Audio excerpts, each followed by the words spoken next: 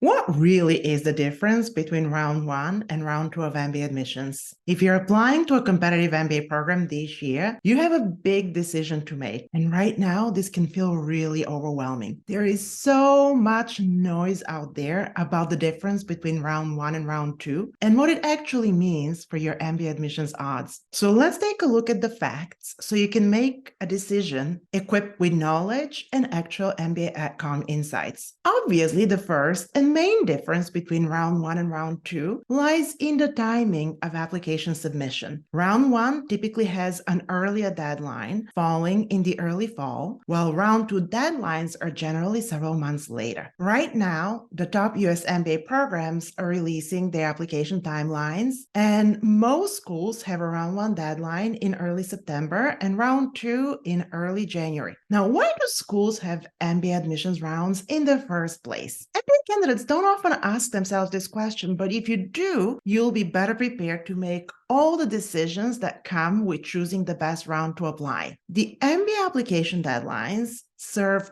two main purposes. First, they allow the MBA outcomes to look at and evaluate a sizable pool of MBA candidates at once. This helps them select the strongest MBA candidates they want to invite to their MBA classes. It also enables them to better manage the enrollment, the size, and profile of their MBA class. When you can evaluate and pick from a large pool of MBA candidates, you can make better informed decisions and shape your MBA class in terms of academic qualifications, professional backgrounds, and diversity of all kinds. But the MBA application deadlines serve another important purpose too. They serve as a test. Schools use the application deadlines to test your intent and your commitment. The deadlines keep the playing field level. Everyone has the same runway. The rules are the same for everyone. The deadlines are the very first checkpoint for what MBA education is all about. The MBA degree teaches the science of management, and management science is all about solving complex problems and making strategic decisions. This requires the ability to allocate and prioritize effort and resources, make plans,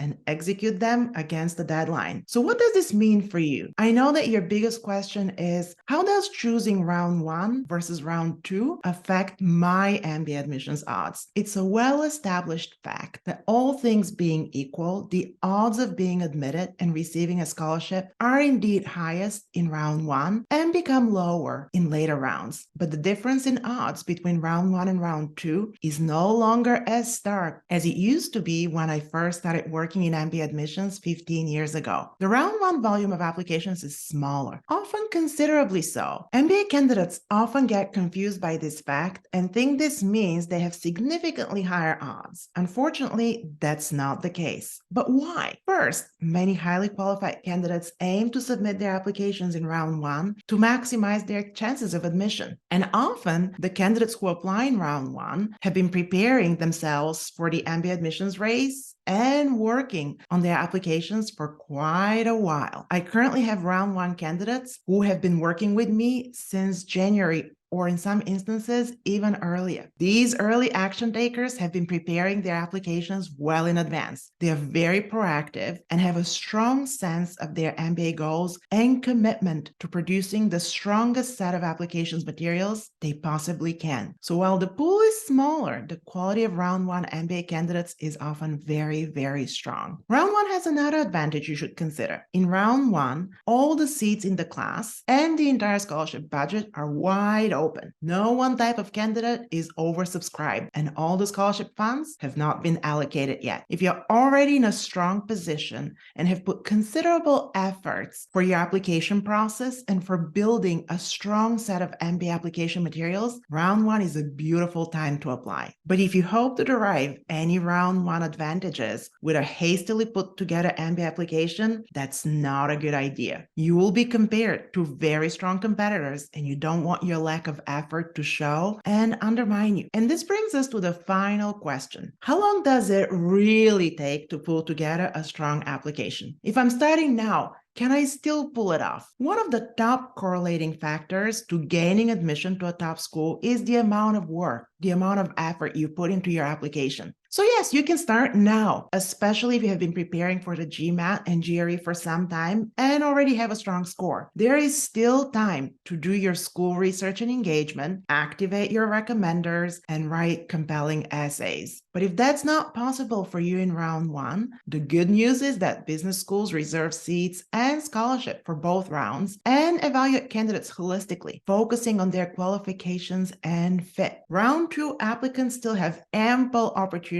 and can be very successful. Applying in round two doesn't imply weakness. Candidates strategically choose round two for various reasons, such as extra preparation time or even gaining additional work experience. Ultimately, the thing that matters the most, way more than the round in which you apply, is the strength of your MBA application, every part of it.